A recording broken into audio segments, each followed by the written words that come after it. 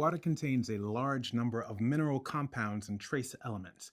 Now, these chemical elements are essential. They represent up to 4% of the human body's weight. Now, water without minerals cannot be drunk. This is called distilled water. Water mineralization is defined as the type and amount of each of the minerals present in the water. So how is this mineralization phenomenon defined, and what properties does it give to the water?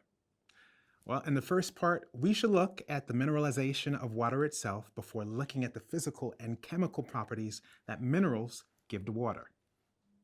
Water has an important metabolic function by its very nature, as well as through mineral compounds that it provides to organisms. A mineral compound is also defined as matter that is not of biological origin. Now, these mineral compounds are by nature stable over time. Now, when we talk about mineral compounds, mineral salts and trace elements are generally differentiated. The main difference is in the quantities in which they are found in nature. Now, the main mineral salts contained in water are sodium, Na, potassium, K, calcium, Ca, iron, Fe, magnesium, Mg, and phosphorus, P. The main trace elements are fluorine, F, chlorine, Cl, silicon, Si, and selenium, Se. To know the quantity of minerals and trace elements present in water, drying must be undertaken. That is to say, all the water must be withdrawn and only the mineral matter kept. Now, this is what is known as a dry residue measurement. Now, after having evaporated water at 180 degrees Celsius, the remaining matter is weighed, thereby giving the quantity of mineral compounds present in the water. Water that has either too little or too much dry residues cannot be consumed.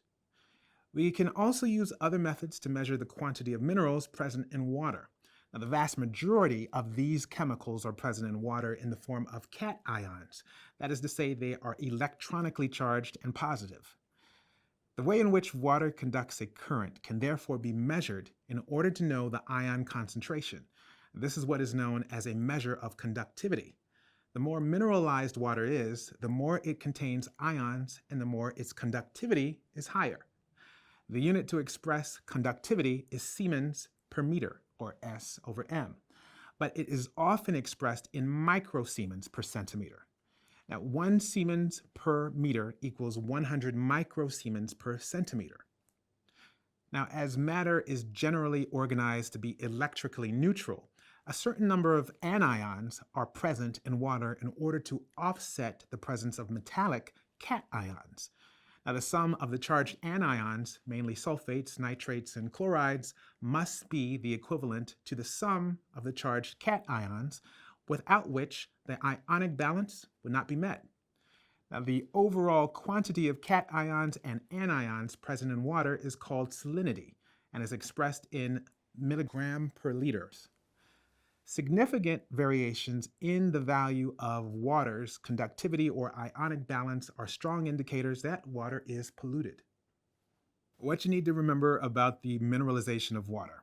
Well, mineralization of water corresponds to the type and the quantity of mineral compounds that are present in the water. The quantity of minerals in water can be measured in several ways: drying in milligrams per liter, dry residue in water, conductivity in microsiemens per centimeter, in order to estimate the quantity of metallic cations in water. Metallic cations are offset in water by the presence of anions known as the ionic balance. And lastly, the overall quantity of cations and anions present in water is called salinity and is expressed in milligrams per liter.